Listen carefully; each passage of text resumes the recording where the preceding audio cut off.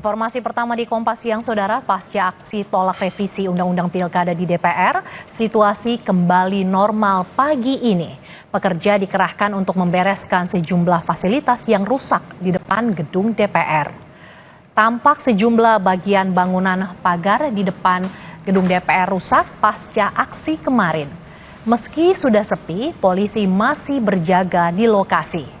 Kemarin, mahasiswa dan sejumlah elemen masyarakat melakukan demonstrasi menolak revisi Undang-Undang Pilkada.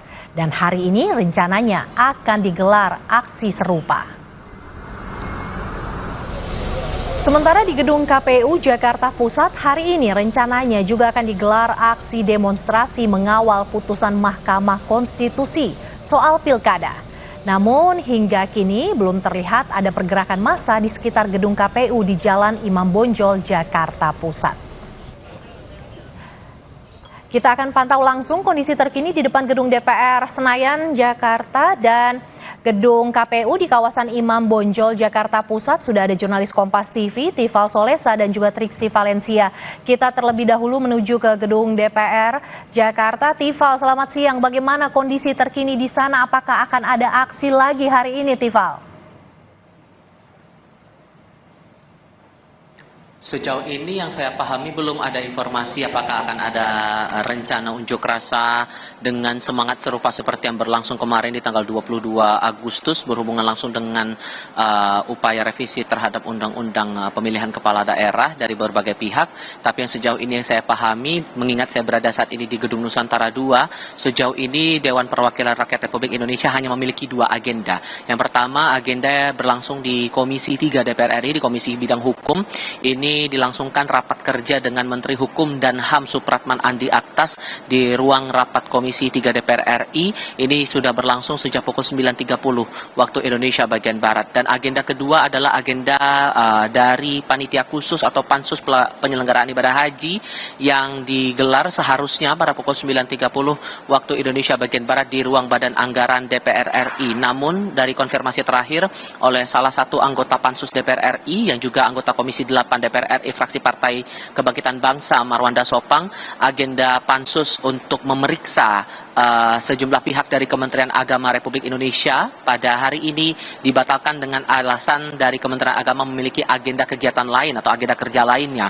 Ini menjadi agenda pertama atau kali pertama Menak tidak hadir atau absen dalam rapat yang digelar oleh Pansus Haji. Seharusnya Pansus Haji melakukan kegiatan serupa, mendengarkan keterangan dari pihak Kementerian Agama kemarin, namun tidak bisa dilangsungkan mengingat kemarin sedang berlangsung rapat paripurna yang ujung-ujungnya ditunda oleh Dewan Perwakilan Rakyat Republik Indonesia. Menyusul dari banyaknya suara-suara publik yang disampaikan dari berbagai lapisan masyarakat, mulai dari mahasiswa, kemudian kalangan figur publik, bahkan dari beberapa kalangan lainnya, bahkan akademisi ikut serta dalam demonstrasi yang berlangsung spesifiknya di Kompleks Parlemen Senayan Jakarta ini. Kemarin Sufmi Dasko Ahmad selaku Wakil Ketua DPR RI fraksi Partai Gerindra yang juga menjadi pemimpin dalam rapat paripurna kemarin ini menyatakan bahwa DPR RI memutuskan untuk membatalkan pengesahan atau pengambilan keputusan tingkat kedua untuk revisi Undang-Undang Pilkada atau revisi Undang-Undang Pemilihan Kepala Daerah seiring dengan banyaknya suara-suara atau dorongan dari publik untuk menunda atau membatalkan revisi Undang-Undang tersebut. Terlebih lagi kemarin kalau kita ingat yang terjadi di arena rapat paripurna, di ruang rapat paripurna Gedung Nusantara II ini, jumlah anggota parlemen yang datang dalam rapat ini tidak sampai quorum setengah dari total 575 anggota DPR yang seharusnya ikut serta dalam rapat tersebut. Hanya 89 anggota DPR yang hadir sehingga ini tidak mencapai quorum standar untuk bisa mencapai pengambilan keputusan secara sah, sehingga kemudian ditunda pada awalnya lalu kemudian diputuskan dengan dinamika yang muncul di masyarakat di beberapa daerah. DPR akhirnya memutuskan untuk tidak melanjutkan pengesahan terhadap RUU Pilkada ini ke tingkat kedua atau tingkat rapat paripurna.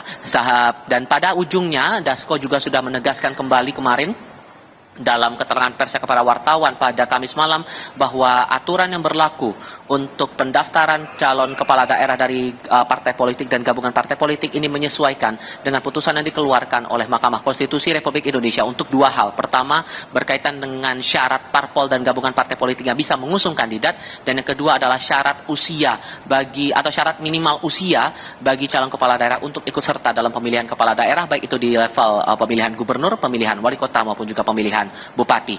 Untuk dinamika yang berlangsung sejauh ini di DPR yang saya lihat masih terbilang cukup sepi kegiatannya, hanya ada dua itu, mengingat dia biasanya untuk kegiatan DPR di setiap hari Jumat adalah agenda-agenda fraksi, sehingga tidak banyak agenda rapat yang berlangsung hingga saat ini, dan ini masih akan saya cermati di Kompleks Parlemen Senayan Jakarta. Merci.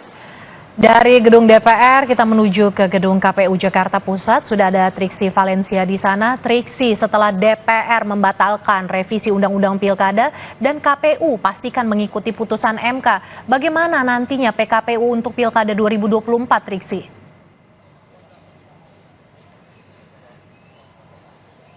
Ya, Mercy dan juga saudara, yang sudah ditegaskan dari Ketua KPU maupun juga jajarannya pada press conference semalam bahwa dari pihak KPU akan mengikuti putusan dari Mahkamah Konstitusi yang sudah dibacakan pada tanggal 20 Agustus 2024. Nah, tapi ada beberapa langkah yang kemudian harus dilakukan oleh KPU, mengingat juga ada prosedur yang harus dilewati, seperti misalnya yang sudah disampaikan adalah pertama, yakni melakukan rapat dengar pendapat bersama dengan DPR Komisi 2, lalu kemudian yang kedua adalah bersama dengan Kemenkumham melakukan rapat harmonisasi. Terkait dengan RDP bersama dengan DPR Komisi 2, dikatakan oleh KPU bahwa pada tanggal 21, satu hari setelah pembacaan putusan di Mahkamah Konstitusi, pihak KPU sudah mengirimkan surat kepada DPR untuk melakukan rapat dengar pendapat, atau dalam hal ini ada konsultasi terkait dengan penindaklanjutan putusan dari Mahkamah Konstitusi. Nah, tadi kami juga sudah mengkonfirmasi kepada Ketua Komisi 2 DPR RI, yakni Ahmad Doli Kurnia, yang menyebutkan bahwa betul sudah menerima undangan dan juga akan diagendakan pada hari Senin tanggal 26 Agustus 2024. Nah, berarti Mercy dan juga saudara, ini sangat mepet sekali waktunya, di mana pada tanggal 26 ini adalah satu hari menjelang pendaftaran yang akan dibuka pada tanggal 27 Agustus. Maka dari itu memang kalau melihat bagaimana tindak lanjut dari putusan Mahkamah Konstitusi, KPU memiliki waktu yang sangat singkat untuk kemudian menyusun draft, kemudian memeriksa kembali aturan-aturannya dan memberlakukan terkait dengan putusan dari Mahkamah Konstitusi. Merujuk pada putusan Mahkamah Konstitusi ada dua setidaknya yang hal penting yang akan disoroti, yakni yang pertama adalah terkait dengan ambang batas pencalonan kepala daerah, di mana dari Mahkamah Konstitusi ini menghapuskan 25% dari DPRD, lalu kemudian juga 20% dari suara sah pemilihan anggota legislatif di daerah umum setempat. Maka dari itu ada kesempatan baru bagi partai yang tidak lolos di ambang batas dan juga untuk partai non-parlemen untuk bisa mengajukan calon perseorangannya. Nah, ini yang kita akan nantikan. Apakah memang ada calon-calon baru yang kemudian diajukan seperti misalnya di DKI Jakarta maupun juga di daerah-daerah lainnya yang ada indikasi melawan kota kosong ketika belum adanya perubahan dari aturan yang baru ini di aturan nomor 60 dan juga nomor 70. Nah, yang berikutnya juga yang akan menjadi sorotan adalah bagaimana penghitungan batas minimum usia pencalonan kepala daerah. Nah, kalau dikatakan dari Mahkamah Konstitusi ini menegaskan kembali bagaimana batas minimum usianya adalah pada saat KPU menetapkan dari bakal pasangan calon kepala daerah. Nah, inilah sudah harus mengikuti syarat. Jadi bukan pada saat pelantikan baru disesuaikan umurnya. Nah, itu adalah dua hal yang kemudian nanti akan dimasukkan dalam PKPU. Tapi tentu kita akan melihat bagaimana RDP pada hari Senin dan juga rapat harmonisasi dengan Kemenkumham untuk membuat PKPU yang akan diterapkan pada tanggal 27 Agustus mendatang. Merci. Triksi, untuk memastikan KPU mengikuti putusan MK, apakah akan ada aksi lanjutan hari ini di sana, Triksi? Ya, betul sekali. Mengawal putusan Mahkamah Konstitusi, ini ada beberapa aksi yang rencananya akan dilakukan pada hari ini. Tadi kami mendapatkan informasi dari Kapolsek Menteng, yakni akan ada 3 aksi setidaknya yang akan berlangsung. Kalau dari informasi sebenarnya dari pukul 10 pagi, tapi kalau kami melihat belum ada masa yang hadir di tempat ini, dan berikutnya adalah di waktu ataupun juga selesai sholat Jumat. Nah, kita akan melihat apakah memang ada peserta ataupun juga aksi unjuk rasa yang kemudian datang untuk melakukan pengawalan ataupun juga menyuarakan pendapatnya terkait dengan pengawalan putusan Mahkamah Konstitusi. Untuk lebih lengkapnya terkait dengan pengamanan dan juga rekayasa lalu lintas, kita dengarkan berikut kutipan wawancara dengan Kapolsek Menteng, yakni Kompol Bayu Marviando berikut ini. Baik, dari pemberitahuan yang kami terima bahwa hari ini di KPU akan ada 3 kegiatan masa aksi. Yang pertama itu dari aliansi buruh, yang kedua dari mahasiswa, dan satu lagi dari kelompok buruh juga. Infonya mereka akan bermain di jam 10, namun sampai dengan saat ini mereka belum hadir. Kita di KPU sudah menyiagakan 1.500 personil, gabungan dari TNI, Polri, baik itu dari Mabes Polri, Polda, dan Polres Jakarta Pusat. Untuk rekayasa lalu lintas mungkin? Untuk rekayasa lalu lintas, kita menutup jalan di sepanjang Jalan Imam Bonjol depan KPU. Jadi mulai dari Bandung 51 itu sudah kita tutup, kita alihkan, termasuk juga di Cepu 1 juga kita alihkan. Jadi kita himbau kepada masyarakat yang akan mengarah ke wilayah Menteng untuk menghindari jalur tersebut, cari jalur alternatif lainnya. Ya, Mercy, tadi kami sempat mengkonfirmasi kepada Ketua Partai Buruh ataupun juga Presiden KSPI terkait dengan aksi unjuk rasa yang akan digelar di gedung KPU. Dikatakan bahwa memang pada hari ini akan dialihkan ataupun juga ditunda terkait dengan unjuk rasa yang akan dilakukan oleh masanya. Mengingat juga sudah ada pembatalan yang disampaikan oleh pihak DPR untuk merevisi Undang-Undang Pilkada, lalu kemudian juga ada komitmen dari pihak KPU untuk menindaklanjuti putusan Mahkamah Konstitusi.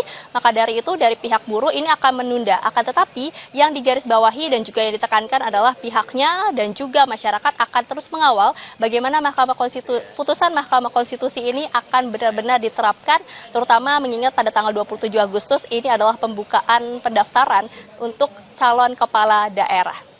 Merci. Gerakan mengawal putusan Mahkamah Konstitusi terkait pilkada masih berlangsung. Terima kasih jurnalis Kompas TV, Triksi Valencia di gedung KPU, dan juga sebelumnya ada Tifal Solesa yang berada di gedung DPR. Terima kasih kawan-kawan. Saudara, usai jeda Kompas Siang masih akan kembali dengan informasi pengesahan revisi Undang-Undang Pilkada resmi dibatalkan. Segala aturan, syarat-syarat calon kepala daerah dalam pilkada bakal mengikuti putusan Mahkamah Konstitusi. Sesaat lagi Kompas Siang akan kembali dengan informasi ini.